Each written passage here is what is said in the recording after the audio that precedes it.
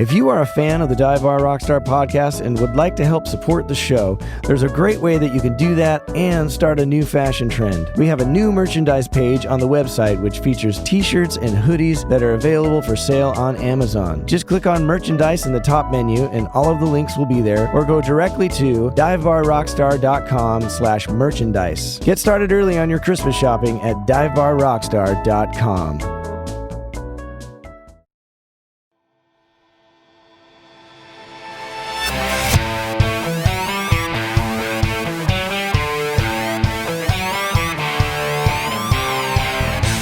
Welcome to the Dive Bar Rockstar podcast, a show exploring the lives of professional musicians of all types, touring musicians, recording artists, songwriters, engineers, bar bands, wedding bands, and anyone making their living in the music industry. Whether you've dreamed of being a professional or you already are one, this is the podcast for you. I'm your host, Eric Baines, and I hope that you not only find some entertainment here, but also some helpful tips, trade secrets, and ideas that will help you achieve your dreams. Well, it's raining cats and dogs here in Los Angeles tonight, which is kind of nice. You know, people say we don't have seasons, but I assure you we do, even though they may not look like the ones in other parts of the world. But the skies have definitely opened up as they do on a normal non-drought year. So it's time to remember where to stash that umbrella that you put away last year and haven't seen since. I'm really excited because I got my copy of Lee Sklar's book that we talked all about on his episode, and it's really incredible. It seems weird at first, I'm not going to lie, because it is just a bunch of people flipping you off. But as you continue, it kind of becomes this really cool combination of art and history, because just the sheer amount of people that are in the book, it's unbelievable. It's really, really neat. It was also cool to see some friends and other folks that have been on the podcast that, you know, made it into the book. So maybe you should get your own book. I would definitely suggest it. And as you're looking through it, you should see if you can spot the people that have been on this podcast. But anyways, make it a drinking game. That's what I would do. And you can get a copy of the book at lelandsklarsbeard.com. It's $60 for just the book or $80 for a signed copy, and that's the one I got. So this will be the last podcast for a few weeks. I'm going to take a little break, partially just to rest my brain, because this is a ton of work. It's fun work most of the time, but it's a lot of work. But also to finish some music projects that I have in the works that I hope to release, and to start some other things that I'm hoping that will be really cool in the new year. So I will keep you posted on that stuff when we return. But this should also give you some time to catch up on some old episodes. And speaking of great bass players, we happen to have one on the show with us today. He's zooming from Venice, Italy, so I apologize in advance for the sound quality. But he's a really, really great bass player, and he has toured and recorded with some incredible people such as Barry Manilow, Keb Mo, Mindy Abair, Keiko Matsui, Bobby Caldwell, Dave Koz, Jody Watley, Michael Franks, Al Jarreau, Rick Braun, Jonathan Butler. The list goes on and on and on. He was the house bass player for the Howie Mandel Show, which led to 4 years as the bass player for The Tonight Show with Jay Leno. And he's got a new record out that's just awesome. I highly recommend it. It came out on December 15th called String Theory, and you can hear that on Spotify or wherever you listen to music. He's an amazing guy who gave me a lot of opportunities when I first came to LA, so I'm super grateful. I'm so happy to have him on the show, and I hope you enjoy my conversation with Stan Sargeant. So how are you doing? Everything's going good. Everything's going great, you know, in spite of everything that's going on. I guess once we stopped working, that was back in March, it was my intention to stay in LA for a while and then, you know, just try to figure out what was going on. Right. My wife called me up and said, yeah, you have to come home right now. So I actually came home then. And as a matter of fact, I caught the last plane out of New York that was allowed to come out. Wow. Yeah. So I've been here since March 21st. And I guess I spend most of the time working on stuff and being creative. And fortunately, during the summer, we had places we could play. They lifted some of the restrictions, and so we were allowed to play outside. So that helped a whole lot. But yeah, That's good. we're musicians. We find a way through it. That's part of our nature. We kind of introverts anyway, so we sit and just be creative, and that's pretty much how it happens with everybody. Yeah. So just be a deluge of people coming out with CDs and and podcasts. And podcasts. Yeah, there you go. Hopefully this vaccine will fix stuff and, at least get us back to work, I'm hoping. It's kind of difficult to tell. Personally, I'm not afraid of it, but I'm afraid of it for my friends more than anything else. For example, I'm working with Barry Manilow, and he's 77 now. Wow. And there's no way I want him to go up on stage and risk his life just so I can make some money. It doesn't make any sense. I would much rather he just relax, maybe even retire and work when he felt like it. As opposed to putting his life at risk and his fans. So right. I thought Barry Manilow did retire. He did, kind of the same way James Brown retired. So I think he went home after a couple of months. He got completely bored and decided to go back, and so. He was happy with what he was doing. We had a residency in Vegas, and so he would stay there. He stayed on top of the hotel, the penthouse, which is basically it's a mansion sitting on top of the hotel. It's just crazy. It's Elvis Presley's mansion. Oh wow! And so everything's over the top, everything. So he stays there doing the week. He played for 3 days, and he goes back home, and boom chakalaka. He seemed very comfortable with that. He didn't like to travel a whole lot, so especially flying. So this is a perfect thing for him. So hopefully the hotel will stay afloat. It's just it's difficult to tell right now. Well, COVID is something that you might know something about because you're an incredible bass player, but you actually have a degree in molecular biology. Am I correct in that? Yeah, but I don't remember a thing. It's gone. Completely gone. I wasn't all that good when I was doing it. It's completely gone now. No, but I do have a great love for science. And yes, we did some study. Basically molecular biology is a study of protein formation, messenger and ribosomal RNA, and how they interact and how they make the proteins that make us function. Mm. But we did have some study in viruses, and basically how they function, how they work. How phages attack viruses, and viruses attack bacteria and cells, and it's ugly to watch. But so, how did you get from biology to bass playing, or was it always at the same time, or? Actually, it was at the same time. I was playing music since I was like maybe 17, 16 years old. I used to play drums. Oh, and cool. I started that when I was 12. I started playing the bass at around 16. I wasn't allowed to bring any drums to school, so I took up the bass and exclusively, and I actually used the bass in order to pay for some of my schooling. My mother paid for the first year. And then I would work at night, and that got me through. That got me through school. And you worked at night playing in bars and stuff? Yes. We played at the Howard Johnson. Oh, nice. 5 nights a week. Yep. 5 nights a week. That's a good gig. I'd take that gig now.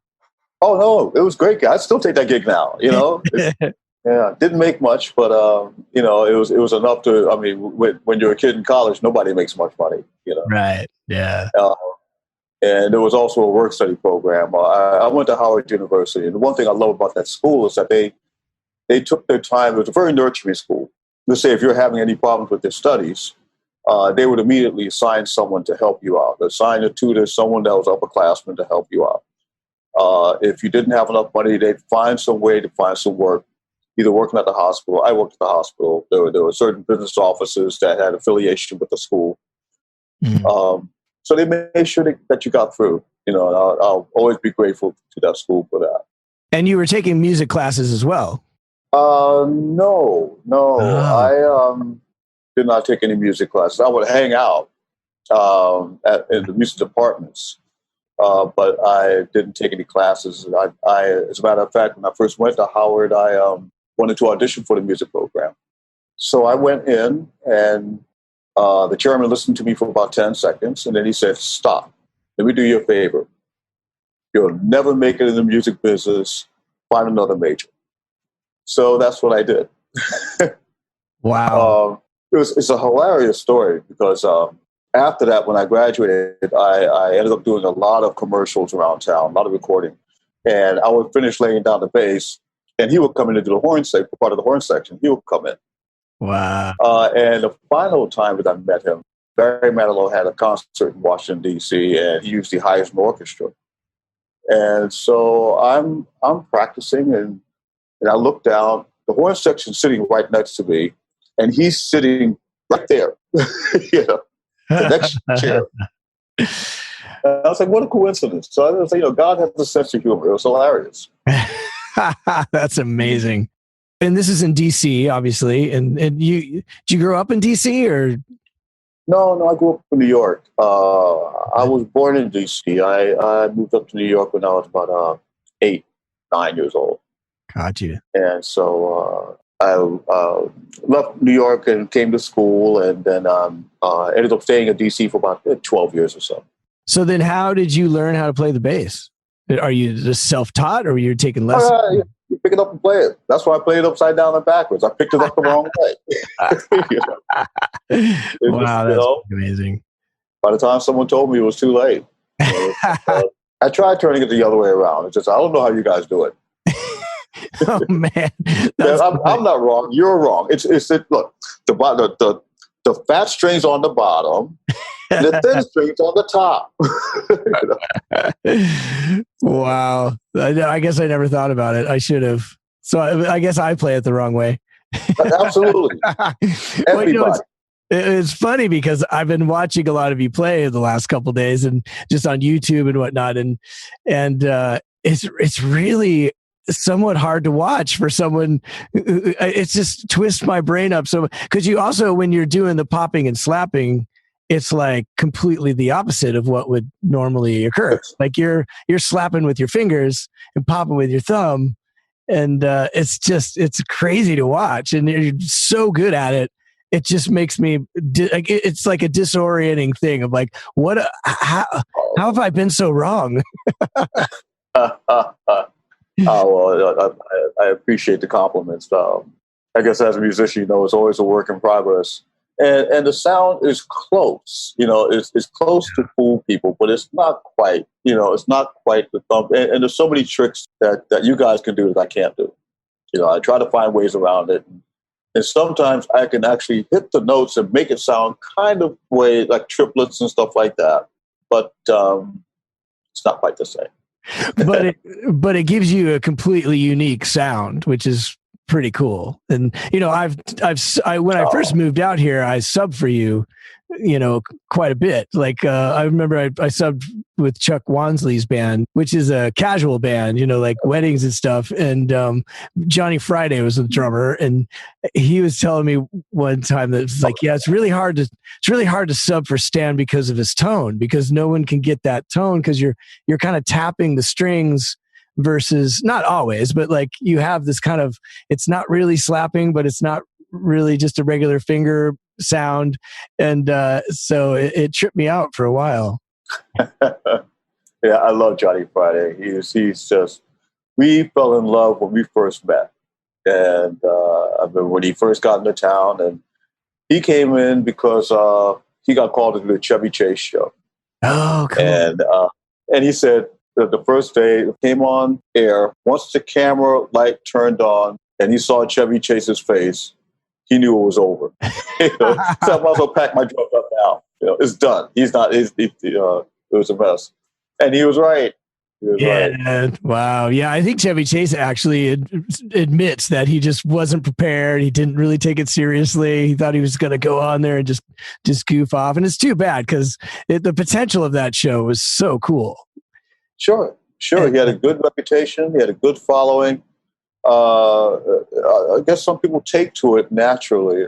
I think the main thing when it comes to a show like that is that you can't take yourself too seriously. That's one thing I liked about Jay Leno. Jay Leno what you saw there was who he was, and he felt comfortable. It was like he was on his couch, and so it wasn't a thing where he was trying to be somebody. He was being Jay Leno.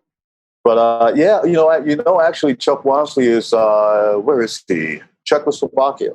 Oh, very cool. Yeah, he's great, phenomenal entertainer, and that gig just kicked my butt because I was not the reader that I thought I was when I got to town, and then I was just thrown into that band of phenomenal players, and I also was new to town. I didn't have the vocabulary because I figure I think each city has its own vocabulary, and I was from Denver, a very different set of tunes than LA. So I got here and you were like, yeah, you just play the songs and read the ones you don't. I'm like, okay, that sounds great. No, it was like big band charts with very notated bass lines, and no chord symbols, and I was like, oh, it's like this. Okay, this is fun. And it goes one after the other. Go. Exactly. They're just screaming chart numbers. Yeah. Oh, Chuck was hilarious because he likes to be frantic. He thrives on being frantic. So he's singing 134. And everyone grabs it while we're playing. Grab the next chart. Yeah, and now after 20 years in LA, now I'm used to it, and now it's good. But as a kid from Denver, I was just like, "What is this? This is," and then, so I'm sure at the time Johnny Friday just hated me, and Emilio Palame was the keyboard player, just phenomenal players, and I was just trying to keep my head above water, Oh no! Well, I sympathize with you. That was not an easy gig. Stuff goes by fast, and these guys have been doing it for a long time. They've been going through these charts forever, so right. They know the drill, and so I'm sure they were understanding about it. Except for Johnny Friday, you probably would. Oh man, no, he was. Sure to give me some shit about it. It was, lovingly, I suppose. I don't know. He's a cool guy. Great, phenomenal drummer. So and I had actually, before I moved here, I was playing with Nelson Rangel, and we had done a show with Tom Scott. We were on the same bill, and Johnny Friday was playing drums. So I had run into him before. So I knew that he's this monster drummer. And then I moved to LA, and 2 months later, I'm sitting on the bandstand with him, and I was a little intimidated anyways, but what a way to start your career in LA, just trial by fire, That's the way to do it. Yeah, for sure. So you moved to LA. What brought you out to LA? Well, I was kind of our band in DC was kind of a big fish in a small pond. At the time I was together with Amy Keys. Oh, and Amy got a record contract, and she got called to do some side work on a movie. Not a speaking role, but she just had a lot to do, a lot of walking and a lot of stuff. And so she thought it might be exciting to come out. So we moved out. I had about $500 after paying for a bunch of other stuff. I had $500 in my car, and so I did what anyone else with $500 in the car would do once they got to LA, and I got a messenger job.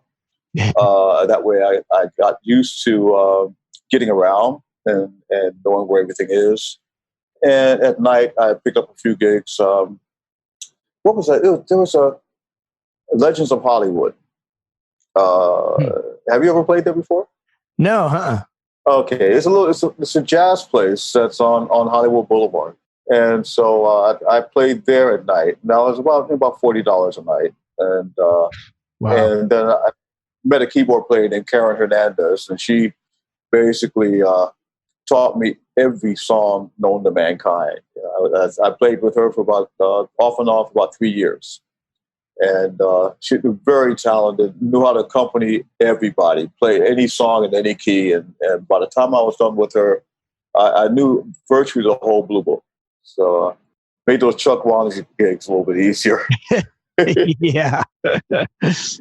And you eventually, I mean, we're skipping ahead a lot, but you were talking about Jay Leno, and for a good 4 years or so, 2002, 2006, you were the bass player for The Tonight Show, which is kind of a dream gig if you're in LA. Was that something that you had dreamed of being, or is it just something that fell in your lap and you just did it? Or it was one of those things that fell in my lap.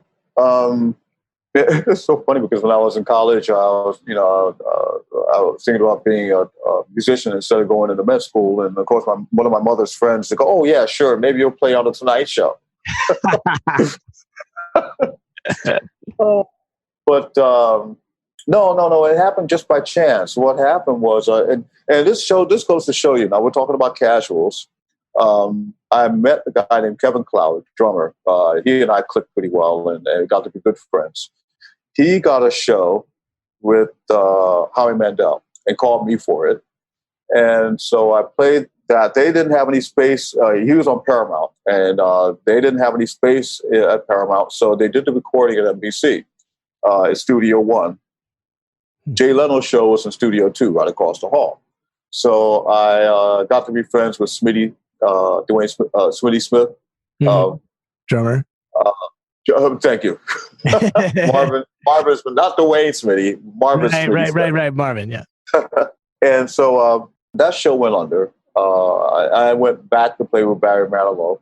Barry did a show on The Tonight Show and got a chance to say hi to everybody. And then we left to go to Milwaukee. We played 2 shows, and then we had 3 days off. And so at that time, that was when Barry had a whole lot of money. He had a private jet. He said, "I'm going home. Anyone want to come home with me?" And I was like, "Yeah, I need to wash my clothes." And so I went home. I walked in the door, the phone rang. As soon as I walked in the door, the phone rang, and it was Kevin Eubanks. Wow! Had I not gotten on that plane, then I would have missed the call. And there were other people that were in line. And so I would have missed that call. Someone else would have gone, and I probably would never have gotten the gig.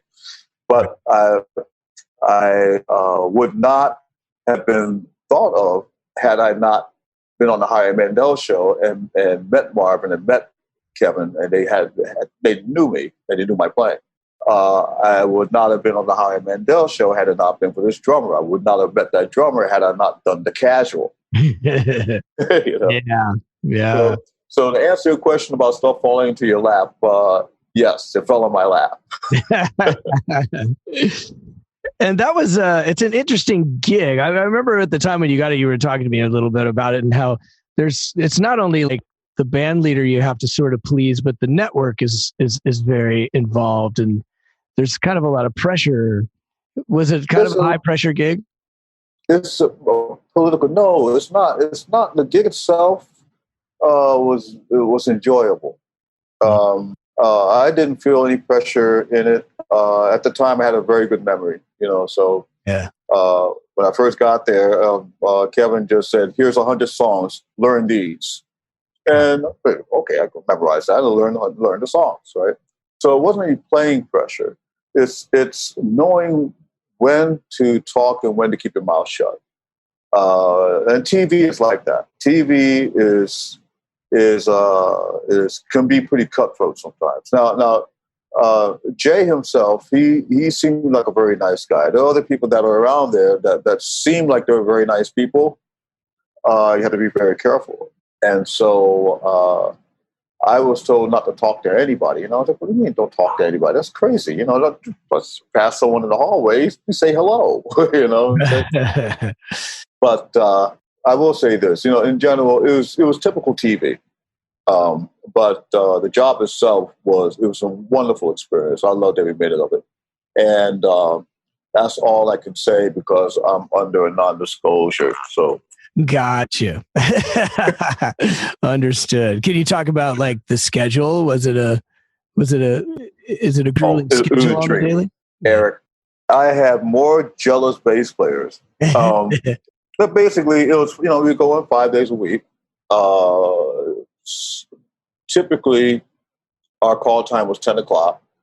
We'd film at 4 and then we go home.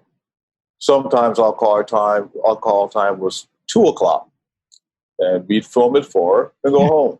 Wow. Meanwhile, you get all these residual checks. I remember complaining because I was getting so many residual checks. What am I going to do with all these checks? High quality problems. I guess right. It serves me right. That's karma coming back to me right now. It's like, yeah, you thought you were a hot shot. Here you go. Here's some COVID for you. Yeah. Count your checks now. Wow. And you also got to play with other guests and stuff and artists and stuff. Don't you? Yeah. And you get to accompany a lot of awesome people. Like, who are some of your favorite people that you got to play with? I guess the most memorable one was Pavarotti. I never would imagine in any time in my entire life that I would be playing with Pavarotti. And so, of course, I asked him if I could put him on my resume. It's like, he only played one song, but it was just an amazing episode in my life. I'll tell you the most amazing episode was on Howie Mandel's show. I played behind Dolly Parton. Oh yeah, the classiest woman I think I've ever met in my life. Just a sweet, down to earth, wonderful human being, right? And so we're talking about the music, and she's saying, okay, well, we got to figure out where we're going to cut it because we only have 2 minutes, so we can take out this sample. And when you see her, especially live, your eyes immediately go down. They just go down, and so of course she's wearing a low cut thing, and she's like busting out all over. And so I'm looking, and she catches me looking. And if I could turn red, I would have, and she catches me looking, and she looks at me, she goes, enjoy them while you can. And I said, I love you. No. Yeah. She was a very down-to-earth person. But yeah, just working the TV shows, you get a chance to play behind a whole lot of different people. And the whole thing was a wonderful experience. But, I continue to have wonderful experiences. I mean, playing with Barry is a wonderful experience. There's great musicians in the band. I remember I called you for that. There was it was between you and Reggie McBride, and there was a guy, Andrew Ford. Oh, great bass player as well. Great guy. Yeah. Well, I appreciate the call anyways. Just being in that circle of names right there is accomplishment enough, Oh, please. No. You deserve that, especially the way you sing. And I thought you would have been perfect for it. I think what happened was they found a person that everybody was familiar with. And I guess they didn't know your name. And so right, yeah. Well, and you played upright on that as well, right? Yes. And so how does that work with the left-handed upside down situation? Is it just the same? You just turn it over? Down on the other side. I guess on the other side. And it's funny because I didn't initially play upright, and I kind of fiddled around with it every once in a while, but I never took it seriously. When I first auditioned for Barry Manilow, and they asked, "Do you play upright?" And I said, "Yes." Can you sing?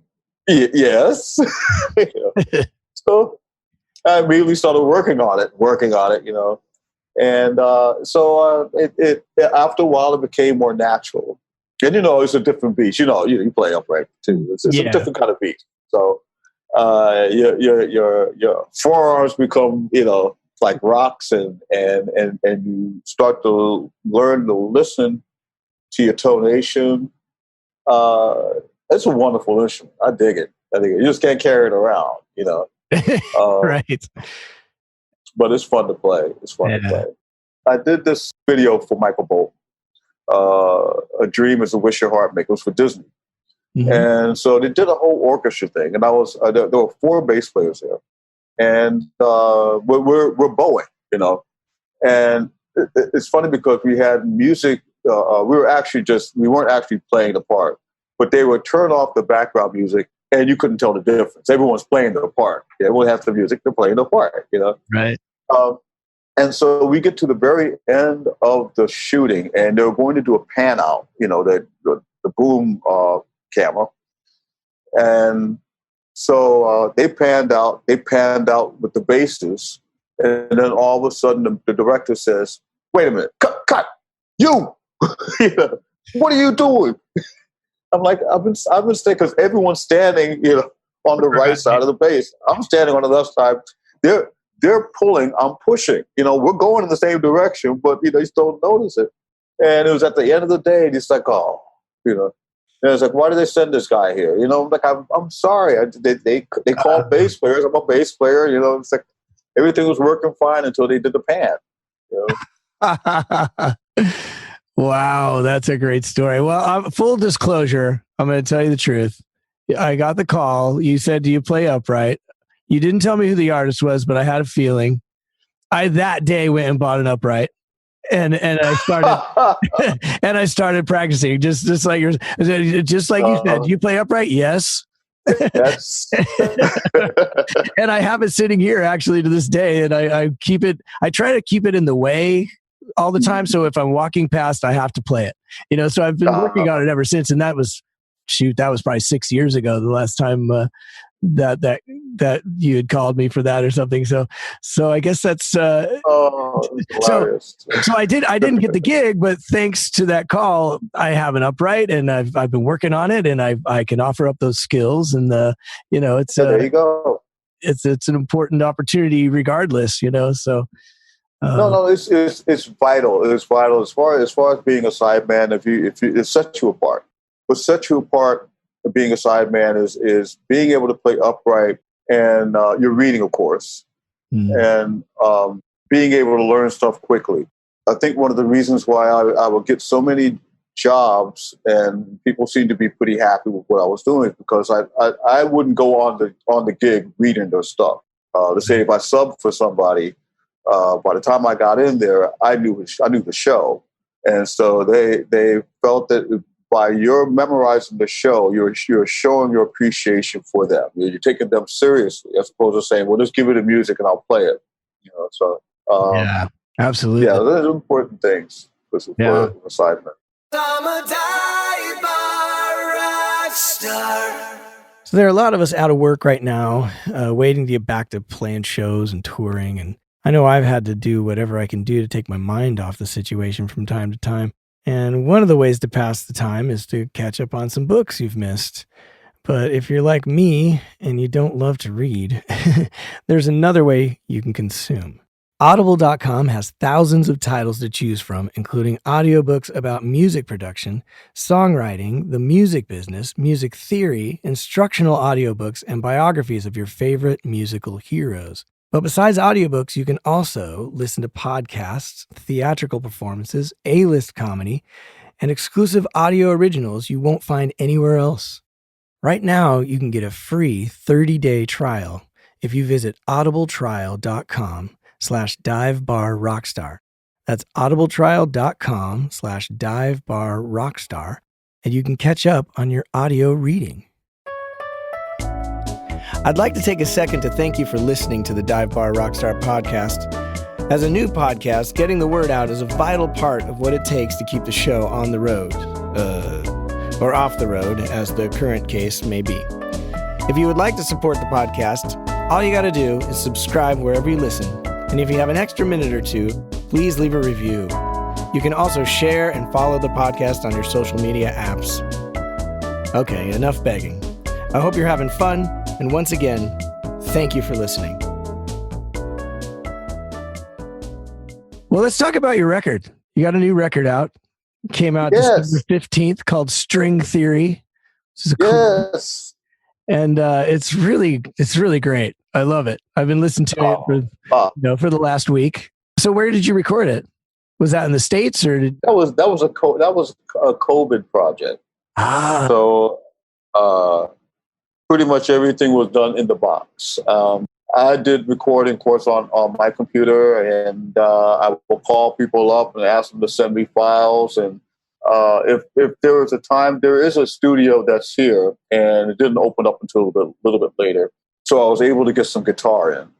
The drums were done by Joey Malati, who has a studio in Las Vegas. And so the drummer for Barry Manilow happened to be in Las Vegas. And so they did recording there.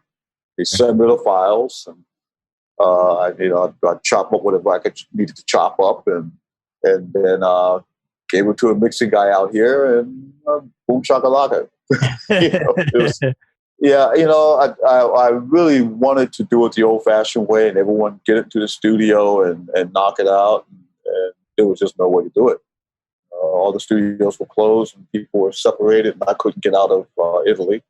And actually, that's still kind of a problem here. I can get into the United States without any problem. It's getting it back out. Yeah, right. So that's how the album got put together, and I'm so grateful for all the input that everyone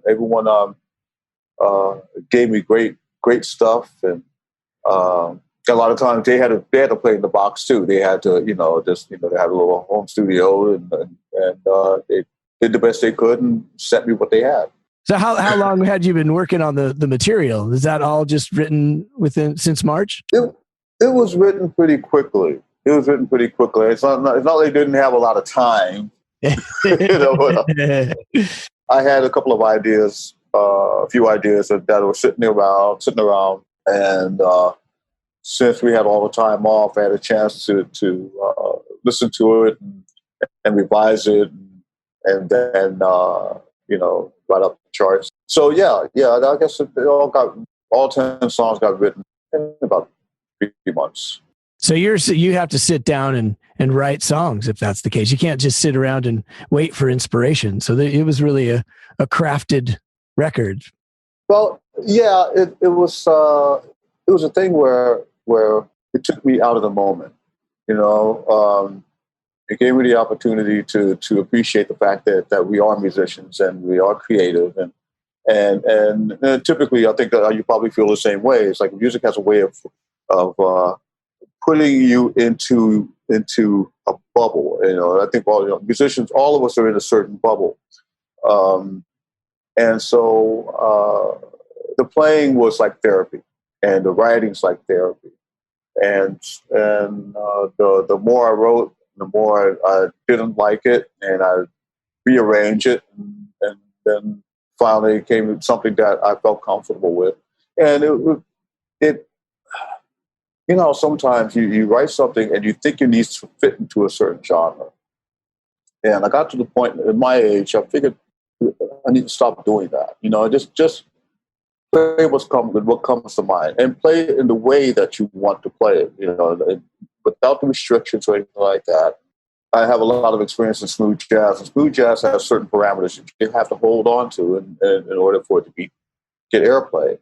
And I just, broke a lot of those rules, especially with vocals, Yeah. And I did the vocals. It's just, I'm afraid to sing, and so I decided that I was going to sing. I was afraid of what people would think about my voice. And so that's what made me say, go ahead and do it.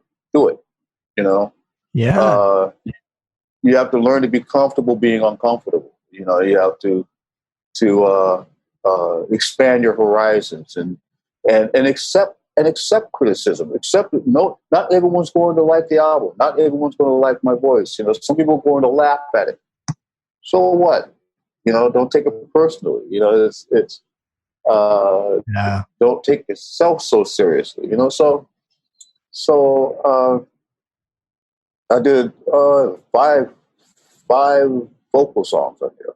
Yeah, it's amazing. It's not what I expected when I got the tracks in the email. I was like, wow, it's super cool, man. I mean, I think you have a great voice, and also like the melodies come out. It's like you're not one of the singers that's just gonna be belting and improvising and stuff, but everything's constructed really well, and that's because I can't. But I mean, you found a great tone, and you wrote a great melody, and you wrote a great lyric, and what else is there? It's really beautiful. Oh, thank you, man. Thank you so much. I agree with that. Kev Mo said something to you a long time ago. When I first joined Kev Mo, I'm setting myself up. He comes up and sticks a mic in front of me. And I said, "Well, I don't sing." He goes, "Yes, you do." I said, "No, Kev, I'm not a singer." "Yes, you are." But he said, "No, everybody sings. Everybody sings. So if you just sing and sing what comes to your heart, sing it in a way that's honest, people will understand you. I mean, don't try to do something that don't try to be somebody, don't try to sound like Luther, don't try. Right. Just let it come out." Yeah. And I think he was absolutely right about that. There isn't a person on the planet who does not sing unless you don't have a voice at all. Mick Jagger can make a living doing it. Bob Dylan can make a living. And the list goes on and on. Yeah. Shall I continue? Oh, that's funny. Well, it's interesting too. Yeah. I'm sorry, go ahead. Well, it's interesting too, because I think you get caught up in the LA, sort of the competitive nature of this town. And I could imagine that you don't want to, if singing isn't your strong suit, you don't want to even think about putting it forward. You just want to put your best stuff all the time. And I wonder if moving, now you live in Italy most of the time, right? Or some of the time. And I wonder if just getting out of LA and out of the intensity that it is and having a career that's a little more established now, you were able to relax and just open your mind to stuff. I think you're right. Kev Mo helped a lot. I sang a lot of background with Kev. But when I came to Italy, to tell you the truth, they don't know what, if you're a good singer or a bad singer. They see that you're a black guy. And so it was a little bit easier to sing in public and lead a band and sing up front. People are a little bit more accepting of it, right? As opposed to LA or Atlanta, where you have some killer singers, and you open your mouth. If you don't come correctly, then that's right. Your reputation, right? Yeah, right. Yeah, it's he plays bass okay, but don't let him sing. Yeah. I hope you don't mind my giving you a call. Maybe get a chance to talk to you. And I hope you don't mind my stopping by to pick up my clothes and my shoes. I'm not asking you to forget me. I'm not asking you to try to understand. I'll always love you with all my heart, every part, but I'm just a man. And I guess I should have acted more my age. And I guess I should have been more engaged. And I don't know why I went out with your friend. And I don't know why I did it again. I'm just a man.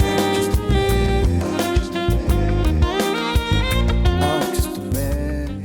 Well, I also like in Dreams and With You Tonight, there's a lot of fretless stuff too, which I don't think I've ever heard you do. Is that a new thing, or is that just? No. I typically don't play them on gigs because fretless is it's a very tricky animal. You one wrong move, one little teeny tiny move, and all of a sudden you're out of tune, and it just throws you off. Yeah. But I figured you might as well do something different. It's funny. Everybody, bass players usually when they put out their own album, everyone tries to sound like Marcus Miller or Raymond Tinsdale. It's a lot of popping and stuff like that. And of course, I kind of went that way too. But but just wanted to introduce something else, just another thing. And I think fretless has a beautiful tone. It's a very versatile bass. And it's a lot of fun to play. Yeah. Yeah. Well, it's beautiful. And it's not fun for me. I'm I'm so obsessed with the tuning too. It's just, it drives me nuts a little bit. So, doesn't it? So to hear you play it so great, it's like, okay, I need to work on my chops some more again. and now that I have the time. We have plenty of time for that, but trust me, I had a lot of auto tune here and there. It's a tricky. I admire guys who can play that instrument and make it sound good and make it sound in tune, and not even look at the fretboard. That to me is just amazing. And it's the thing that makes it so expressive is that you do have that freedom of, winding up to notes or whatever, but it's also the thing that makes it just a horrible instrument to try and play. The mistakes are just disastrous. I remember years ago when I first got it, I took it to a guy. I was so excited, So I shedded on it for a little while, felt that I was pretty good at it, and took it to a gig. It was just, what a mess. Because, and plus I was reading, so I'm looking at the paper and I was like, what note am I playing? It's just like I'm like just a quarter tone off all the time. It's just, yeah.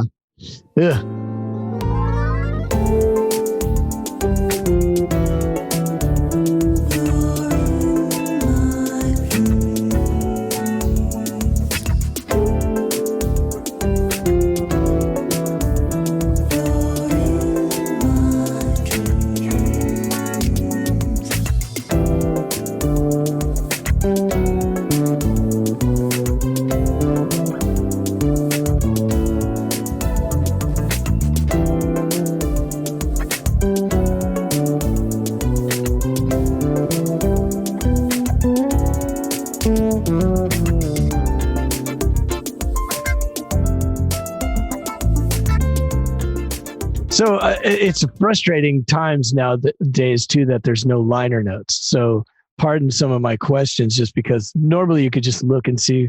But so string theory, super funky, so great. And so who's playing guitar on that? Are you playing the guitars and stuff, or? No. I'm not that ostentatious. I mean, that's Morris O'Connor, plays Earth, Wind & Fire. And Daryl Crooks. He's out in LA. Daryl. Oh yeah, I know Daryl. Yeah. Yeah, it's funny because what happened was I sent the track to Daryl by mistake. I meant to send it to Morris, and so by the time I told Daryl had already finished it. I mean, he's a very efficient guy, So he went in there and knocked it out. I gave him a few tunes. He knocked all the tunes out and gave me like multiple tracks for him. And so I sent him an email. I said, put a hold on string theory. I made a mistake. I meant for Morris O'Connor to do it. And by that time, he'd already done the tracks. And so I added Morris, and then realized the two of them, they play off each other. The two of them, the styles, the funk styles are very similar, but then again, they had their own niche, and so it's just great. It was great. That is so cool. Those are those happy accidents that happen during production. Yeah. I was not disappointed with it at all. I thought it was just like, I'm so glad both of them are doing it. It was meant to be. I had a feeling one of those was Daryl. He's so funky. Yeah. One of my favorite guitar players. Yeah, sometimes you have to calm him down. It's true.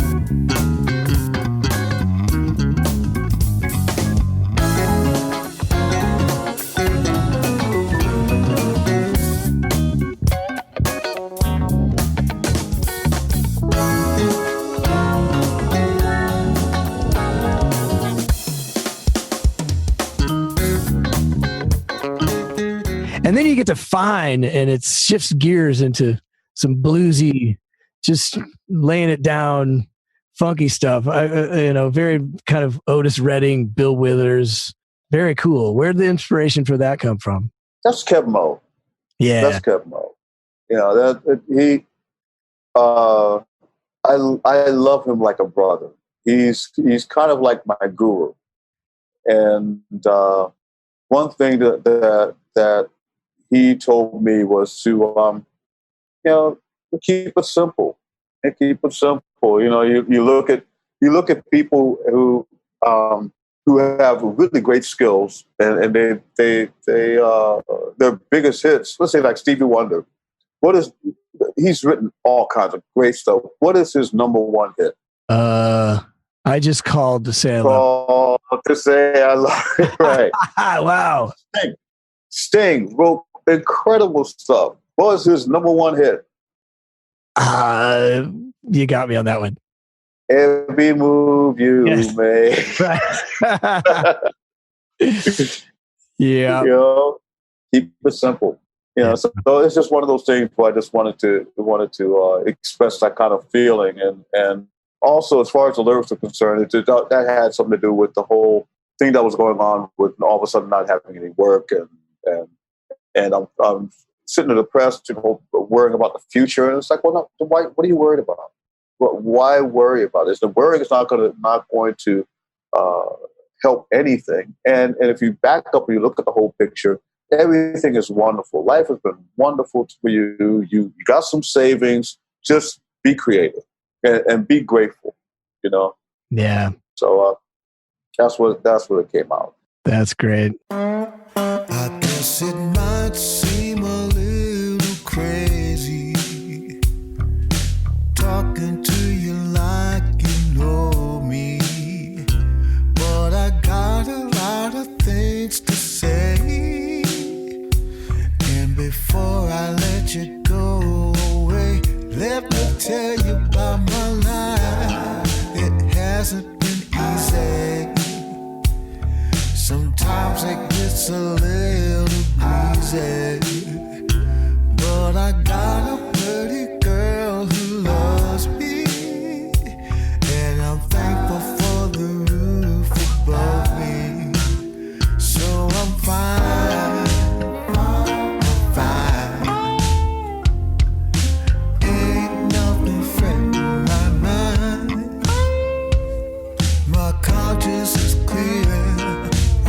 Standing here, so I'm fine. I'm just fine. Is this your first shot at writing lyrics?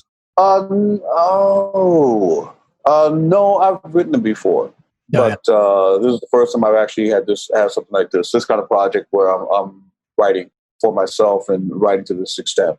And it's a fun thing to do. It's fun to think of words and make the words work together. So you mentioned like gigs in Italy. So do you have a band there that you're playing this stuff out and performing these songs and stuff?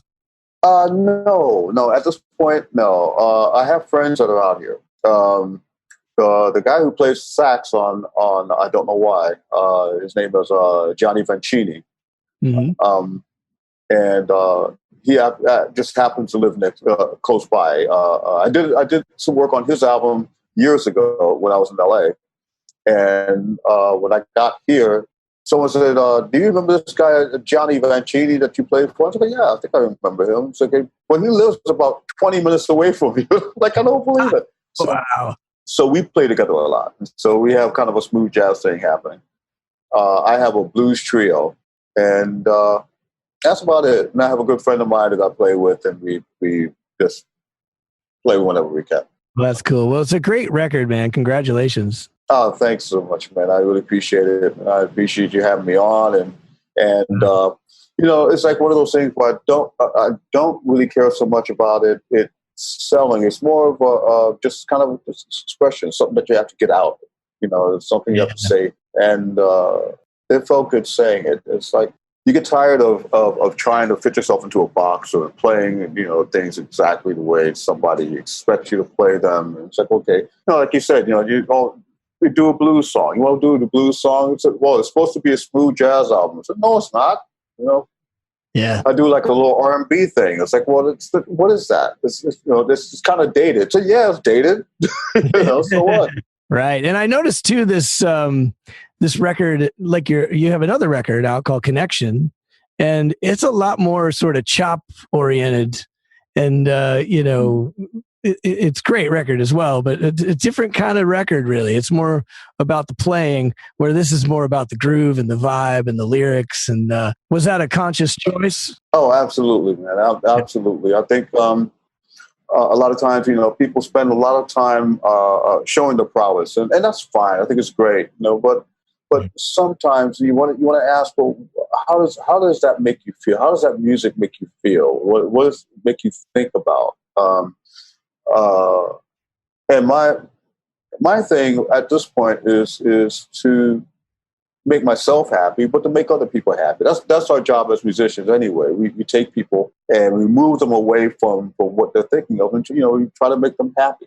Yeah, absolutely. It's funny too, because I've come from jazz and smooth jazz, and now I'm playing with a country artist, and I kind of went through some pop music on the way, and it's like everything I do keeps getting simpler and simpler, and just down to the more emotional and less technical, and it might be just a product of aging as well, No, I think it's a great path. It's a great path, and I love country music. I love Nashville. If you go to Nashville, and have you seen those musicians out there? Oh, yeah. It's crazy. And the writing means something, I'm not talking about the guys who sing about beer and pickup trucks. I mean, I'm talking about the people who write songs, and there's so many of them there that write great songs, and I think country lends itself to that, where it's not so much what's being played, the chords being played, it's what the lyrics are talking about and how the person is presenting them. So, I think it's a good thing. And plus, your job gets easy. You can do your taxes while you play. I mean, I mean, honestly, the Dwight gig was the hardest gig for me to learn, though, because when you have so few chords compared to Keiko Matsui or Lee Ritenour or something, there's a million chords in some of those songs. It's almost easier because there's something to grab onto. When you only have 3 chords and all the songs have the same 3 chords, it's like, where does that 4 chord come? That's harder to memorize in a way than, you know what I mean? It was hard. It was a lot harder than I thought it would be. As far as the format of the song, is this the song where the 4 comes after 4? Oh yeah. Or is this the bridge where the 4 or is the 1? It's just there's so few things that you're dealing with. Everything starts to mesh together in your head, and it really becomes about the melody. Right. So, and a lot of times you rehearse, without the artist at first, because Dwight doesn't need to be there rehearsing his own songs, and without having that melody there, it's really hard to remember what chord to go to, so it kicked my butt. I'm not, I didn't assume it was going to be easy, but at the same time, it's surprisingly difficult. You'd think, oh, it's just 3 chords, but no, it's a thing. It's a lot to it, Oh no, I can relate to that. I know exactly what you're talking about. I've been in that situation, and what's even worse is let's say if the person, it's a simple song, the person stops singing the melody, and there's a guitar solo, and all of a sudden you start playing another song, and everyone's looking at you. You're like, what? Exactly. Yeah, exactly. Yeah. And I imagine that you probably run into a little bit with of that with Keb Mo. because he's a blues guy. I mean, he's on the other hand, well, and same with Dwight, I guess, but he has some more complicated, charts, and that's what's kind of awesome about Keb Mo. Really, he's got some songs are very modern pop songs, and then others are just straight up Delta blues. But even with that blues stuff, it gets confusing sometimes because like they have weird forms sometimes, and it's not always just a straight 12-bar thing. Exactly. A lot of the stuff changes, and he changes it as he goes. He's one of those guys you have to watch, and he's gotten to the point now where we know each other so much. We think alike. I can tell where he wants to go, and so I know how he sets up his chords. I know where and he may stay on an A section longer than usual. Or he may decide, stay on the A section. He's talking to the audience, and all of a sudden go to the B section. But if you play with him long enough, you can see a lot of little indicators, let you know where you're going to go. And he's got a really big catalog too. Do you have to just know all that? Is he calling songs, or do you have a pretty set list every night? We have we try to. Changes his mind a lot. He expects us to know a lot of what he does, and so he wants to feel comfortable. He's not demanding or anything like that. He's one of the sweetest guys in the world, but he expects you to know him, and so he'll. I think he gave us like maybe 40 songs that he really likes, and it's like, okay, well, we have to at least be familiar with those. So if he decides at the last minute, someone calls a song out, and he just decides to do it. Got to be kind of familiar with it. And that would happen a lot. And, the thing is, I like his songs, so it wasn't like it was a chore. I would sit and listen to his stuff. If I had any problem, I'd look at him. He knew me well enough to know what Matt Panic looked like. And he'll sing a song and just go to the flat 3. So he just very quickly let me know where to go. That's cool. Yeah, what a great gig. I played a lot of blues in Denver before I got to LA. So, you have these within the blues community, there's some purists and traditionalists that never want anything to be different. And then there's, I was always more like the Robin Ford or the Bonnie Raitt or the Keb Mo. And I really love that he kind of is a master of both, because he'll do the straight up, like I said, like a Delta blues thing, but then he's got some really cool, like, pop tunes, and It sounds like a really fun gig. Yeah, it is. And he's good at Americana. I mean, he understands it. He understands what the blues are, what the blues are there to express. And so he has the look, he has the persona. So it's beautiful, and he gets up on that stage and he is very warm and how y'all doing? And it's like he brings people to him. He says, "Hi, come on up here, come on stage here. So it's plenty of space. Everyone, come on right here." Mm-hmm. And it's always a good time. Always a good time. That's great. Well, I have to give you a big thank you because you were one of the first people I met when I came to LA, and you gave me a call on a Tuesday night one night. I remember very well. I need a sub for Keiko Matsui. On like the Saturday. So I remember meeting you at a gas station late at night, getting all the charts, working my ass off. I memorized the whole show before Saturday just because I'm like, I don't want to blow it, and that ended up eventually becoming the next 12 years of my life, and it became a pretty huge career, for me and all over the world and stuff. So I really appreciate getting that call. How did you enjoy working with Keiko? Nice eye candy. I had a thing for Keiko. She was so cute. What are you doing with this guy Cosmo anyway? No. She's a great person. And I saw her. I think I did one of Dave Cobb's cruise when she was there. And she plays now. I mean, there's a certain freedom that she has now. Where, before everything was very structured. You played the song pretty much the same way. Your solo's almost the same way every night. Yeah. Now it's like, I think I'm going to be Herbie tonight, and she'd go. It's like, I love that. You know, different person altogether. Yeah.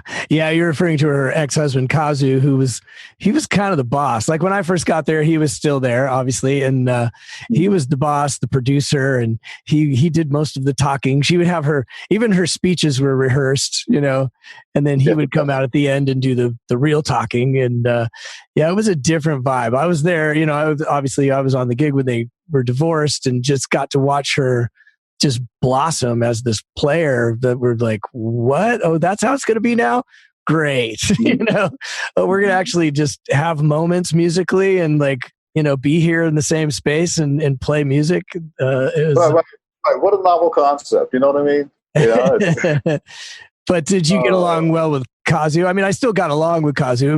It was a different kind of thing. And he was a funny guy, but it was a very heavy-handed kind of thing. No, I thought he was fine. We had a falling out when I got the Tonight Show gig because we that was when I called you, wasn't it? No. You were working with Mindy Abear, and I'm not sure. Okay. I don't remember. Yeah, because I had a summer tour with her. And then in that February, the Tonight Show came up. And so I called him and I told him that I wouldn't be able to make it for the summer tour. And he says, no, Stan, you say you're going to play summer. You will play summer. I'm like, but I just got a job with the Tonight Show. I'm sure you understand. He didn't understand. So we had a falling out. Got you. Yeah. Yeah. Which happens, and those are some of the decisions you got to make, as a working guy in LA. That was a lot for me to get used to sometimes too. I never had the Tonight Show come up. Not yet, though, You went on to do the Tonight Show. Jonathan Dressel was the drummer. He went on to do the Jimmy Kimmel Show. So I keep waiting for my show. Like, when is my show coming? That's right. Your time will come. Oh, man. So are you still, I mean, just real quick, are you still, like, COVID hit Italy the worst? What part of Italy are you in, first of all? I'm in Venice. I'm in a place called Moriano. It's the mainland of Venice. Wow, cool. And, yeah, we're in the thick of it. Yeah. So it's a beautiful place. I love it. So is it recovering now, or is it still a mess? Or we had another spike. Oh yeah. And the thing is, we have to be kind of careful here because we have a huge older population. Right. And initially, I think everyone here, fortunately, they follow the rules and everyone's masked up. You go into a store and everyone has to wear a mask. There's no question about it. One thing about the culture here as well, and that's what caused the spread so earlier this year, is that when people meet each other, they kiss each other. They kiss on each other's cheek, and people are very close, very touchy. You share food. Yeah, so it's kind of hard to change the customs, but we'll make it through. We'll be okay. It's just a matter of everyone staying on top of it. Yeah. And there's another strain that's coming out, and we're going to be battling this thing for a while. But I think the vaccine, like you said before, the vaccine probably serves as the light at the end of the tunnel, and couldn't happen sooner. I mean, I just hope we can get this thing distributed and get a handle on it, and so we can all get back to work and everyone can have a normal life, and our old people won't be threatened. Yeah, right. I had a friend of mine who said, "Well, the people who are dying, they're people who have conditions and just old people." And I'm like, so what do you mean, just old people? One day, if you're lucky, you're going to be an old person. It's like life is precious to be able to live and breathe and be and exist in this amazing thing. Amazing thing that you actually hear. You're sitting on this rock that's going around in a circle 1,000 miles an hour, that's traveling through space just a little under light speed, and we're here. So life is precious, no matter how old somebody is. You should respect it. Yeah, absolutely. Well, anyway, man, but thank you for that, and thank you for being so cool when I got here and throwing me some gigs and getting me started. And thanks for coming on my show. And it's been so great hanging out with you, man. Oh man, likewise. And the thing is, I mean, you're such a great player, man. Great singer, great player. And it's like it's a feather in my cap, you know, when I say, hey, you gotta check out this guy Eric Baines. You know, so you're doing me a favor. Well, thanks a lot, man. It's so interesting. Fat strings on the bottom. That's a very confusing thing to new students, I find, if I'm teaching them. Because you're saying, no, go down in notes, but you're actually going up in the physical space. So he's totally right. It doesn't make any sense. It makes more sense the way he does it. He literally just turns the bass over. He plays left-handed and upside down, which, you know, same as another guest on our podcast, Bill Sinkay, plays the same way. I guess, I don't know, maybe I'm going to start trying it. I really like what he was saying about learn to be comfortable being uncomfortable, because I think it's the most important thing to progressing kind of at anything. I think, you know, change is always scary and uncomfortable, but learning is change. You know what you know now. When you learn more stuff, you will be a different person. I think it's a weird human instinct to fight against change, because it's not only just the only constant on the planet, but it's also kind of the only way forward. It's the only way to get anywhere. I really had to embrace that uncomfortable feeling when it came to approaching musicians at a bar that I had never met before, or like moving away from my friends and family, or taking gigs with players that were really intimidating. And that's what happens once you move to the big city, obviously. I was so scared to do casuals when I first arrived here, especially after that Chuck Wansley experience. I'm not going to lie. I mean, I would easily take a week-long gig at a bar for $75 a night before I would take a casual on a Saturday. But I'm so glad that I did, because it made me a better player. And when it comes to the reading, too, it's kind of a hard thing to learn sitting in your practice room. You kind of have to throw yourself into the fire. And the Chuck Wansley gig was that for me. It was just me showing up and just holding on for dear life. And I do think there's a line. I don't think you want to say yes to stuff if you don't read at all, because then your career could end before it ever gets started, you know? But I definitely think I always try to push myself and keep myself in situations that are uncomfortable. And eventually you get used to them, and then you move on to the next uncomfortable stuff. And that's how you sort of conquer your way through music and life, I think. Anyways, that's how I've done it. He mentioned the Blue Book and how he had learned all the songs in the Blue Book. And I searched and I couldn't find a link or anything to get a copy of it. But basically, it's a book full of songs, and every page has 2 songs on it. So they're really short kind of lead sheets of jazz standards and any kind of wedding music that you would need. So if anyone knows how to get a hold of one, email me at fanmail@divebarrockstar.com or on Facebook or whatever, and let me know, because I'd be happy to pass it along. I think it's one of those things you come to LA and you sort of figure out how to acquire it. I also have a PDF version that's on my iPad, but it's kind of a bummer to navigate when you're in the midst of a gig, and it's really intense. So anyway, if anyone knows how to get a hold of one, let me know. And I said vocabulary earlier when I was talking about moving to LA and not knowing the songs, but what I meant was repertoire, not necessarily vocabulary. Each city has its own repertoire. And also the sound cut out in a moment when we were talking about how long it took him to make his record. And all the songs were written in about 3 months, in case you couldn't understand that. So there it is. Let's just call this season 1, 29 episodes. It's a weird place to stop, I think, but I thought if I went to 30, I might stop for longer.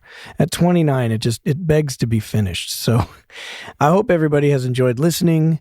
And I want to send a huge thank you out to all of the guests who have participated in this podcast. It obviously would not be possible without them. And I hope everybody stays safe in these crazy COVID times. And I hope you have a really safe New Year's Eve. And I can't wait to talk to you in 2021. So Happy New Year, and we'll talk to you soon. I hope you had a great time. I'm a dive bar rock star. Wow, you've made it to the end. I'm hoping it's because you completely enjoyed yourself and are now filled with knowledge and inspiration to move forward with your dreams. If that is the case and you would like to stay informed of new episodes, live events, and general news, please go to divebarrockstar.com and sign up for the mailing list. If you have any questions, comments, corrections, or complaints about anything you hear on the show, please email me at fanmail@divebarrockstar.com, and you may even end up on the show. We at the Dive Bar Rockstar podcast, with all of our hearts, thank you for listening, and remember, it's all about dreams.